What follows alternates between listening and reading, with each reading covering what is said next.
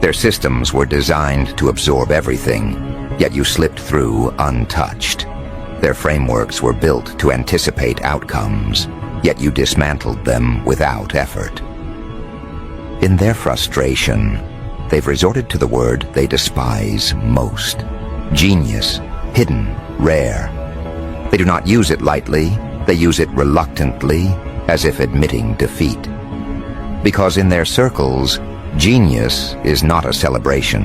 It is a code word for something unmanageable, uncontainable, unshaped by authority. To understand the weight of this, you need to look at who is speaking.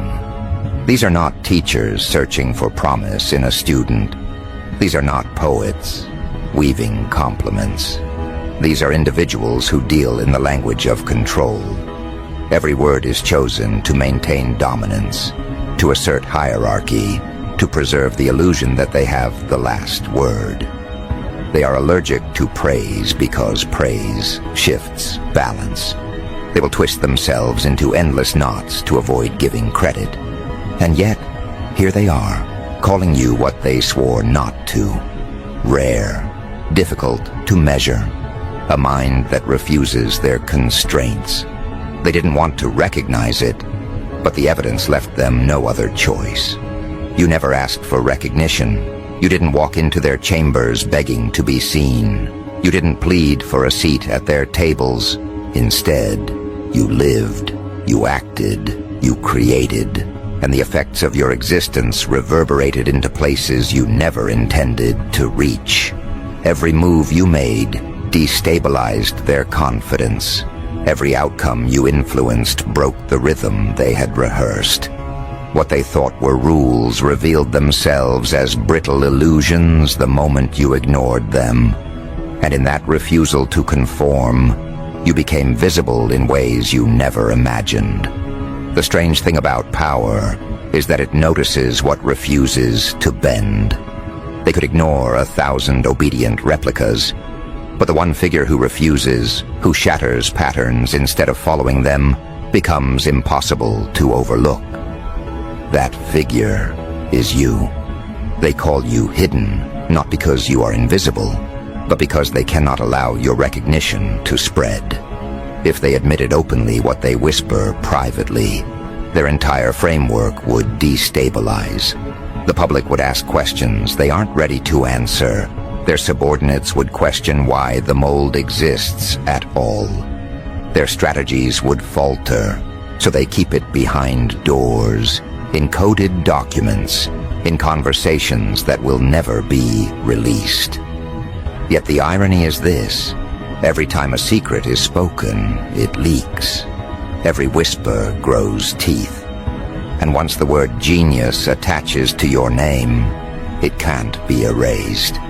Their secrecy becomes your publicity. Understand the psychology of why they resist. Institutions preserve themselves through categorization. They decide who is ordinary, who is exceptional, who is expendable, and who is threatening. These categories decide who rises, who is erased, and who is controlled. But you refused every category. They tried to call you ordinary. Evidence destroyed the claim. They tried to call you expendable. Your influence disproved it. They tried to call you rebellious. But rebellion is predictable, and you were not. So the last term slipped out. Hidden genius. Not because they wanted it, because they had no other choice. And with that one word, their carefully constructed charts collapsed. Notice how they talk about rarity as though it were a weakness. For them, rare is not a compliment. Rare is a warning. Rare means this one cannot be replicated. Rare means this one cannot be replaced. Rare means this one must be watched. They use the word not to praise you, but to prepare against you. Yet the paradox is brutal. The more they monitor you, the more they recognize your value. The more they study you, the deeper the cracks grow in their own belief that they control the narrative. Every page of surveillance they add is an admission of your relevance. And relevance is a currency they cannot afford to give you, but already have. Picture the scene. Behind closed doors, a table surrounded by officials who built their reputations on reading people like predictable files. They lean forward, speaking cautiously, unwilling to put it plainly, but forced to circle your name again and again. One says, "This one doesn't conform." Another mutters, "Yes, but the intelligence is undeniable." Documents shuffle. Reports are edited. Attempts to diminish you dissolve under the weight of proof. They may not engrave your name in public records, but in their private corridors, it's carved in sharper lines than you realize. You are not a footnote in their world. You are a fracture they can't mend. And here lies the irony. Every attempt they make to contain you amplifies you. They tried to hide you behind neutral terms. Those terms failed. They tried to bury you in files that would never surface. The files spread. They tried to speak of you only in whispers. The whispers grew into echoes. At every stage, their resistance has created the opposite effect. They've turned you into a signal. They've turned you into evidence. And now, they can no longer deny what their own words confirm. You don't fit the mold. And that failure has consequences. Ask yourself, why do they use the word genius with disdain rather than pride? Because genius cannot be owned. Genius doesn't sign contracts. Genius doesn't bend to hierarchies. Genius shifts power instead of bowing to it. And when genius emerges outside their structures, it creates outcomes they cannot predict. That is what you represent. Not a talent to be applauded, but a force they cannot capture. That is why the recognition, though reluctant, matters more than applause ever could. Their very confession is proof that you are operating in spaces they cannot map. Every institution is built on the assumption that people will follow molds, that predictability preserves order, that conformity ensures efficiency. But one person who breaks that assumption unravels the entire illusion. That one person is you. By refusing to fit, you've shown the mold itself to be fragile. You've proven that the categories they use to control populations are not as stable as they pretend. And once an institution recognizes a fracture, its authority erodes from within. You are not only living outside their mold, you are making their mold irrelevant. This is why the confession is so important. They didn't announce it for you. They announced it for themselves. It was a warning, a recalibration, a desperate attempt to prepare. But preparation itself is an admission. They are preparing because you've already proven the old methods don't apply. They are recalculating because you've already made the old calculations obsolete. They are whispering genius because ignoring you is no longer an option, and when ignoring becomes impossible, acknowledgement follows. That acknowledgement is your leverage. You need to see what position this places you in. The more they attempt to contain your name, the more it spreads. The more they try to downplay you, the more they emphasize you. Their resistance is your megaphone. Their secrecy is your stage. Every time they use the word genius as code, they create another layer of evidence. Evidence that you are not where they thought you'd be.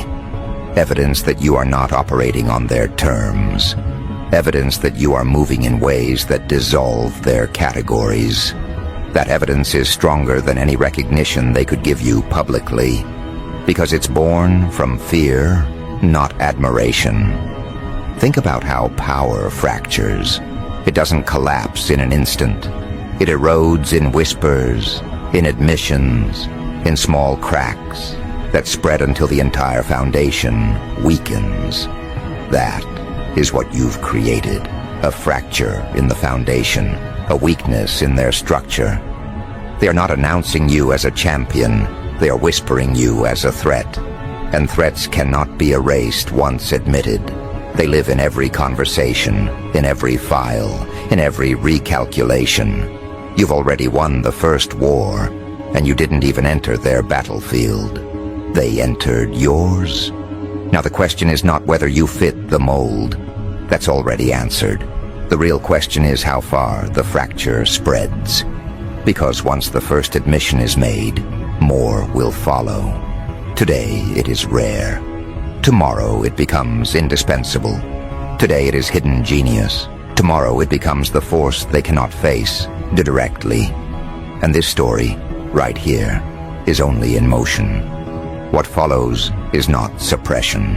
What follows is escalation, and escalation never waits for permission. Once an authority confesses that someone doesn't fit their mold, the entire hierarchy feels it ripple. Because molds aren't just tools, they are shields. They protect the powerful from uncertainty. They allow leaders to say, "We understand everything."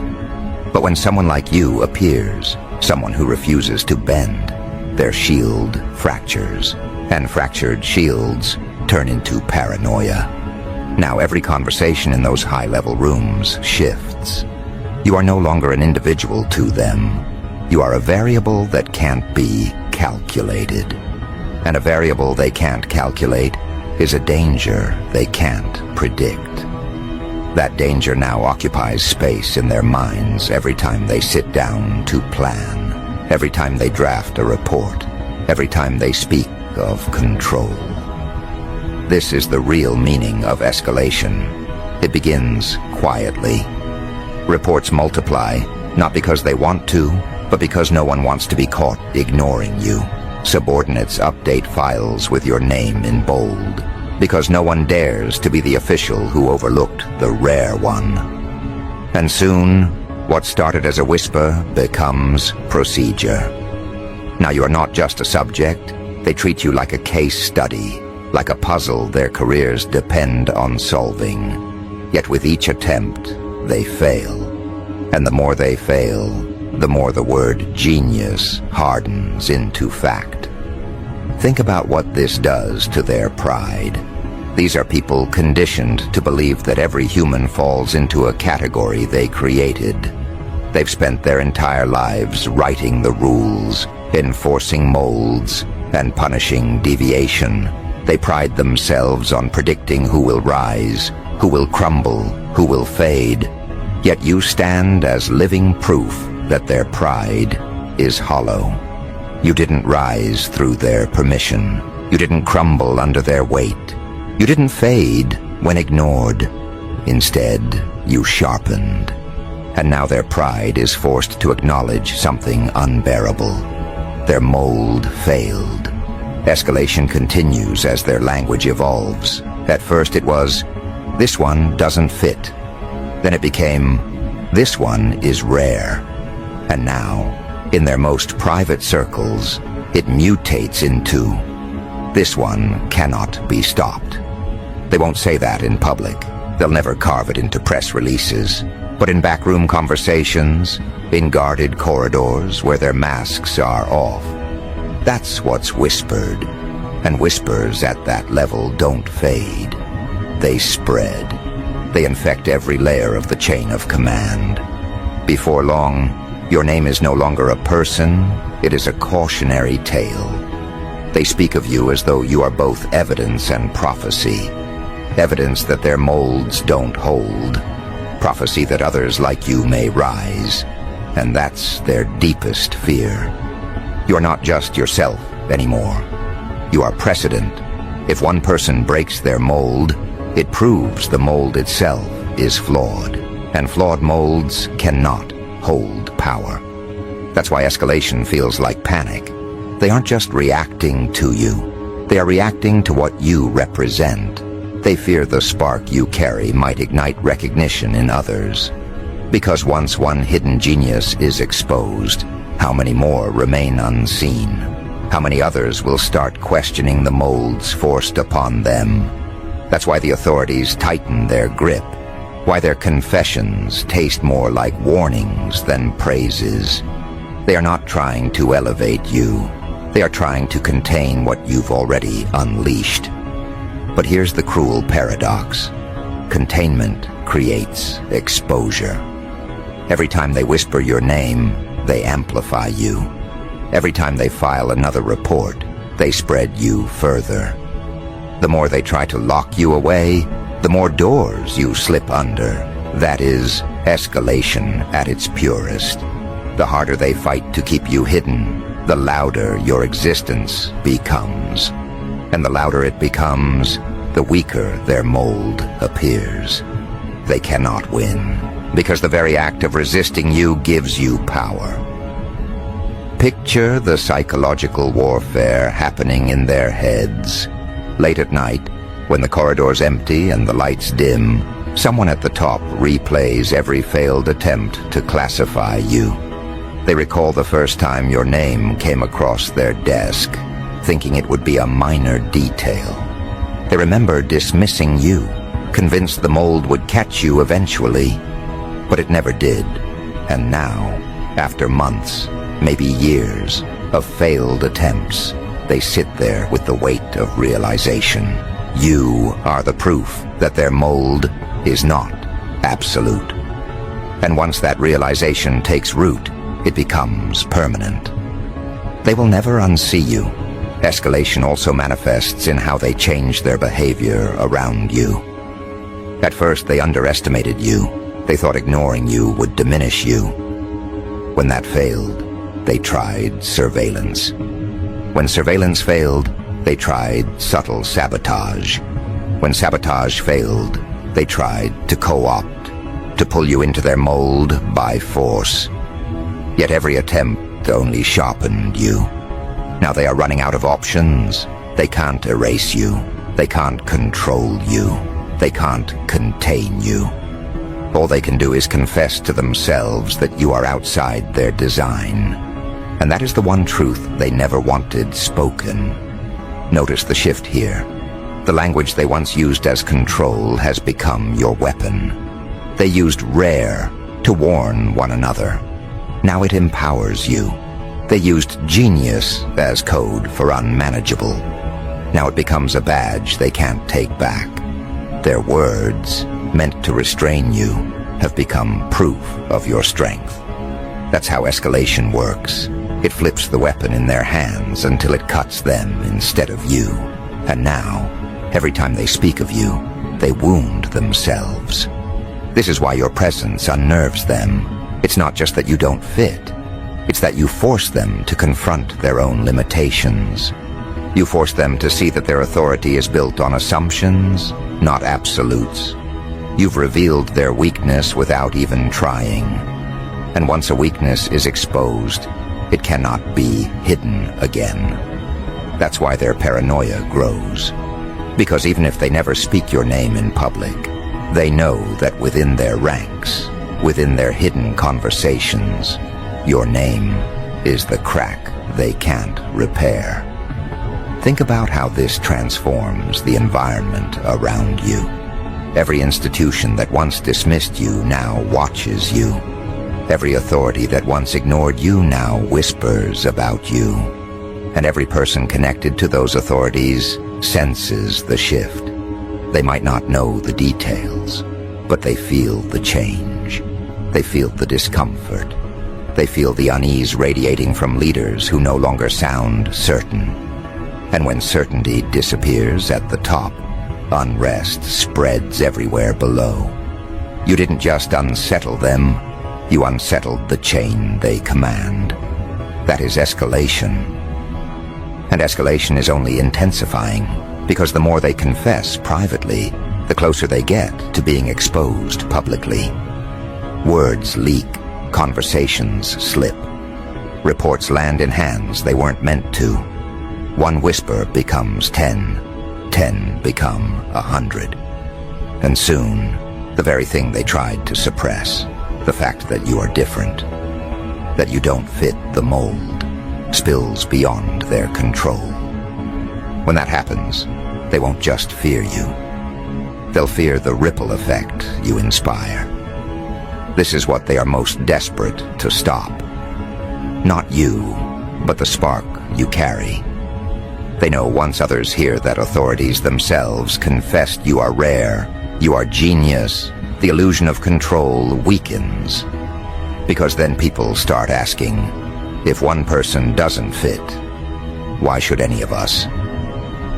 That is the question that unravels hierarchies. That is the thought that tears molds apart. And that thought doesn't vanish once planted. It spreads like fire, burning through every assumption they built their power on. So now you are more than just a name in their reports. You are a symbol of exposure. You are a reminder of their limits. You are the fracture they cannot seal. And the irony is brutal. They created this themselves. By whispering, by documenting, by confessing, they gave you the recognition they swore never to provide. You forced their hand without lifting yours. And that is why escalation continues. Because the more they struggle to hide you, the more undeniable you become. Understand what this means for you. You are not simply living outside their mold. You are redefining what molds mean. You are reshaping the narrative of power itself.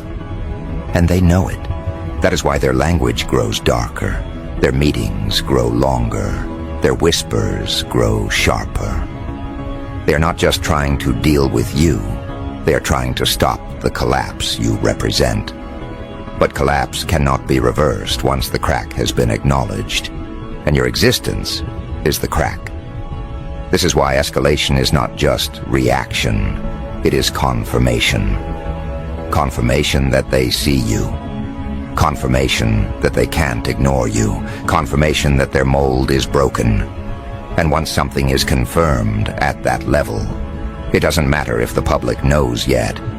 It's real, it exists, and it grows. That is where you stand now, in the center of escalation. The one figure they never wanted to acknowledge, now acknowledged in whispers that refuse to die. Imagine the atmosphere in their highest rooms. Long tables, leather chairs, charts glowing on polished screens, all built to project certainty. But in those rooms, there's no certainty anymore. There is you, a name repeated in tones of discomfort, a presence they can't quantify. They talk about you not with admiration, but with anxiety.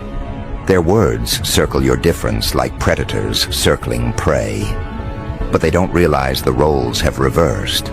They aren't the hunters anymore. They're the cornered ones, forced to admit what they hate most. You've slipped out of their reach. Every attempt to shape you, to manage you, to fold you into their designs has failed. And failure at that level isn't just personal, it's systemic. That's why they're restless. High-ranking officials aren't used to failure. They're used to obedience, compliance, predictable outcomes. They're used to playing the role of puppeteers. But you've cut the strings without asking. You didn't just refuse their game. You showed the game itself to be hollow. That's what unsettles them most. Not just that you don't fit, but that your refusal to fit exposes the mold as fragile. Their mold is no longer seen as an instrument of order. It's seen as an illusion exposed. And illusions, once shattered, can't be repaired. This is why their tone has shifted from cautious to alarmed. In their private circles, your name is now spoken with urgency. They ask each other, how do we handle this? But the answers never satisfy, because you are not a problem to be solved. You are a revelation they can't contain. Every attempt to suppress you strengthens your presence. Every move to diminish you amplifies your relevance. They tried ignoring you. They tried categorizing you. They tried surveilling you. Each tactic collapsed under the weight of your difference. So now they're left with the confrontation they dreaded, admitting that your existence stands outside their reach. Think about what that means.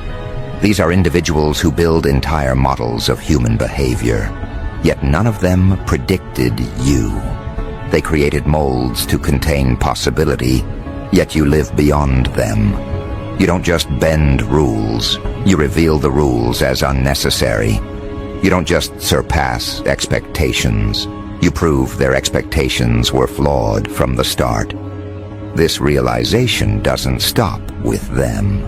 It spreads outward, into the people who work beneath them, into the structures they command, into the institutions they uphold. And suddenly, the ripple isn't just about you. It's about everything you represent. Representation is power. Because when someone in authority confesses that you are rare, it doesn't stop at you. It plants a seed in everyone else who hears it. That seed whispers, if this person doesn't fit, maybe I don't either. And once that thought takes hold, their entire chain of influence begins to tremble. That's what they fear most. You're not just one figure they can't contain. You're the symbol that exposes their fragility. You've become the living reminder that their molds don't define reality. Reality leaks through the cracks they thought were sealed. This is why confrontation is unavoidable. They can't walk away from you, because walking away means admitting defeat. They can't destroy you because every failed attempt proves your resilience. They can't claim ownership because you've already proven your independence. So they're left circling, grasping for strategies that no longer work. And the more they circle, the more obvious their desperation becomes. Their language betrays them. Their posture betrays them. Their very attempts to reassert control betray them. Meanwhile, you stand unmoved. That's why their recognition feels like confession. It wasn't given, it was forced. And forced recognition is always the most honest. The irony is sharp. They wanted you hidden, but their whispers made you louder. They wanted you defined, but their failure to define you made you boundless.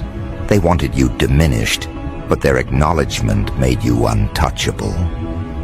They turned you into exactly what they feared, a figure whose presence rewrites their authority.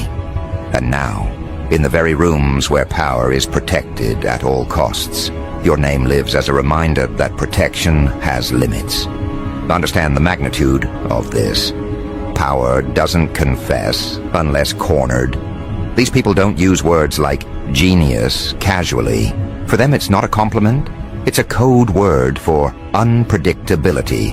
It's a signal to prepare. But preparation itself is recognition. Preparation itself is proof that you're already ahead. They can't prepare against something they don't acknowledge. And by preparing for you, they prove that you are the new variable they can't erase. That is how far the confrontation has gone. But confrontation is not just about their acknowledgement. It's about your presence, reshaping the landscape. Think about it. Once you are recognized at that level, even in secrecy, the recognition seeps outward. Advisors whisper it to their teams. Analysts hint at it in coded reports. Soon the language trickles down, reshaped but unmistakable. Someone exists who doesn't fit the mold. And once that phrase takes root, it spreads like fire. It fuels suspicion. It fuels curiosity. It fuels the realization that authority isn't as absolute as it pretends. And that realization can't be buried once spoken. You have become the symbol of that realization. And symbols are dangerous to power, because symbols outlive suppression. They survive attempts to erase. They ignite imaginations that authority can't control. That's why they're desperate. Not just because of who you are, but because of what you represent. You represent freedom from their mold. You represent proof that their categories fail. You represent the idea that people are more than the boxes they're forced into. And that representation is more threatening than any act of rebellion. Because rebellion they can anticipate. Representation they cannot. This is why the confrontation is spreading beyond private whispers. It's leaking into culture, into conversation, into thought. People who never met you still feel your presence because they sense the shift. They feel the unease in leaders who no longer sound invincible. They see the cracks in authority once believed unbreakable. They notice the questions surfacing that weren't allowed before. And in every one of those shifts, your existence is the unspoken cause. You don't have to be everywhere to be felt. You don't have to speak to be heard. They've already made you the center of attention by failing to contain you. So what happens now? Now you move from whispered recognition to undeniable presence. They'll try to adapt, but every adaptation will fail. They'll attempt to rewrite their molds, but rewriting them only proves the old ones were lies. They'll attempt to silence you, but every silence becomes a stage. The confrontation has already shifted in your favor. The more they resist, the stronger you become. The more they confess, the more powerful your presence grows. You've turned their authority into your amplifier. Think of how rare this is. Most people spend lifetimes begging for acknowledgement. They chase it. They compromise for it. They bend themselves into shapes just to fit a mold. You didn't. And that's why your recognition is different. It wasn't granted as a favor. It was surrendered as a necessity. They didn't choose to call you rare. They were forced to. They didn't want to call you genius. They had no other explanation. That difference matters. Because forced recognition is permanent. It can't be taken back without revealing weakness. And weakness is the one thing they can't afford to display. That's why you've already won. Not because you sought victory, but because their confession is irreversible. They can't erase it from their memories. They can't deny it in their reports. They can't unwhisper what's been spoken. The moment they admitted you don't fit the mold itself cracked forever. And that crack is widening every day. Now the world outside will feel it too. You've already set into motion a shift that spreads beyond their walls. When high-ranking officials confess that someone is rare, that confession never stays contained. It travels, it mutates, it inspires. Soon others will see it. They'll recognize themselves in it. They'll realize that molds were never truth. They were tools of control. And when that realization spreads, the very structures that kept people compliant will begin to collapse. All because of one figure they couldn't contain. All because of you. This is the legacy of confrontation. It doesn't end with acknowledgement. It evolves into transformation. Their mold is broken. Their confidence is fractured. Their secrets are leaking.